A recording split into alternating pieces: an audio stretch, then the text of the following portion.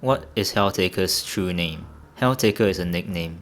It's interesting how no one calls him by his nickname, except for Beel in the Abyss ending.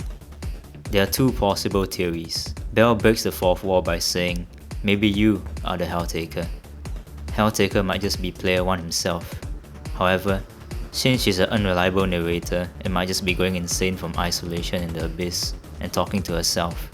This theory does not hold up. The other theory is that since Helltaker is based on a generic anti-hero, his only goal is to obtain a harem of demon girls, using cheap pickup lines such as, "I would sure love to play with you." His real name might just be Casanova. The Heaven Spies are the angels who are tasked to stalk the demons. You can see them in action in the comic where Judgment and Justice head out for grocery shopping. Judgment notes how the angels have their eyes everywhere. Pandemonica is a customer service representative in Hell. This is rather fitting since Pandemonica's name was likely inspired by the word pandemonium. It is defined as the dwelling place of all demons, and she is the introduction to the world of demons for Helltaker. It seems funny to me that she is referred to as socially awkward in the art book, and yet she serves as a customer service representative. A socially awkward demon in customer service. That might be why she never gets a tan before. Why does Helltaker wear sunglasses all the time? My theory is that his eyes are extremely sensitive to light, a condition known as photophobia. Some people with photophobia only feel discomfort from bright lights, while others cannot stand any type of light, sunlight, fluorescent light, or candle flames. They tend to squint or close their eyes when exposed to light. That's why he wears shades in the mortal realm and the demon realm, unless he's sleeping. He even wears them at home, which might suggest that his eyes can't stand artificial light for a period of time. Subject 6-7 and Helltaker share many similarities. Besides their muscular build and willpower, 6-7's white pants are eerily similar to Helltaker's white pants. Since Loremaster created 6-7 and Lucy the maid still remember who Helltaker is, it's safe to theorize that Loremaster had Helltaker in mind while creating Subject 6-7. Loremaster might have been consciously or subconsciously inspired by Helltaker whilst creating Subject 6-7. It's possible that Loremaster gave him a pair of white pants which resembled Helltaker's white pants. In the final scene with Lucy and 6-7, Lucy gave him the Hell uniform after he completed the experiment, so this theory is likely possible. These are the 3 ancient inscriptions you will need to find on level 4, 5 and 6 to open the Abyss portal in Helltaker, where you will spend the rest of eternity in the Abyss with a pesky fly. I'm not sure if there are any underlying meanings for the inscriptions. Anyone who studies demonology or ancient texts, please comment, because the only other person who studies demonology is currently off the deep end.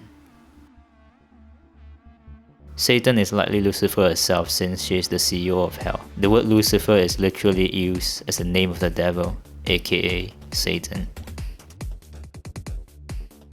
Loremaster's true goal might be to become godlike and create her own version of Hell for her entertainment.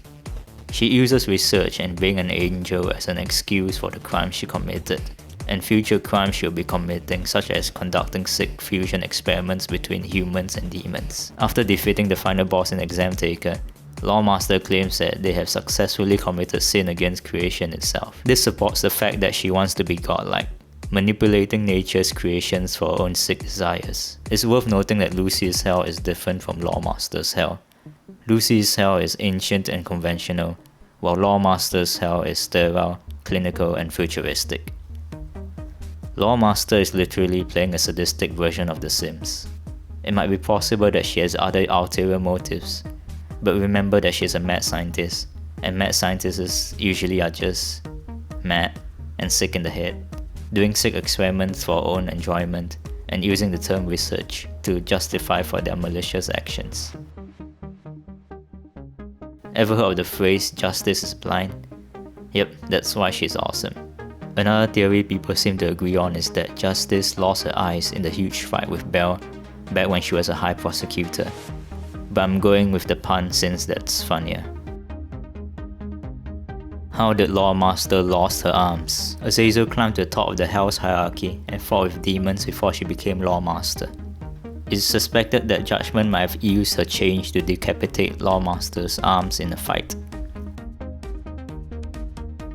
Does God exist in the Helltaker universe? In the Azazel puzzle, if you choose looking for angels, you activate Azazel's secret ending with a cutscene, which looked like a group of angels with an officer in charge glaring at the player. Interestingly, the officer is the only one without a halo, so she might possibly be God in this universe. Looking through the comics and cutscenes, all of the angels seem to be females. The creator of Helltaker also mentioned that Heaven may or may not have a military fetish. With that, God in the Helltaker universe is likely a female dressed in military uniform. How did Beel got expelled from Hell? Beel is a pretty unreliable narrator. She leaves many questions unanswered by the end of Helltaker. She lies and tricks Helltaker into entering through the Abyss portal, saying that he will be king of Hell and she will be her servant. Lucy also tells Helltaker not to trust anything Beel says. These negative traits are likely why she got into fights and was eventually expelled from Hell, which is pretty ironic since she was in Hell to begin with. I guess there's actually some level of decency in Hell in the Helltaker universe.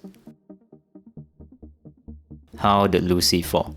Since Lucifer is the name of the fallen angel who would later become a demon, this likely means that Lucy could have been an angel a long time ago.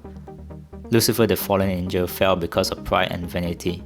He became so impressed with his own beauty, intelligence, power and position that he began to desire for himself the honor and glory. This marks the beginning of sin in the universe. It's possible that Lucy, the Queen of Hell, was banished from heaven for the same reasons as Lucifer, the fallen angel, although there are no concrete evidence as of now. Lucy does desire power and position, just like Lucifer, although she does have positive traits too. She tried to stop Judgment from killing Helltaker, and she helps out with cooking pancakes, which makes her better than Lucifer.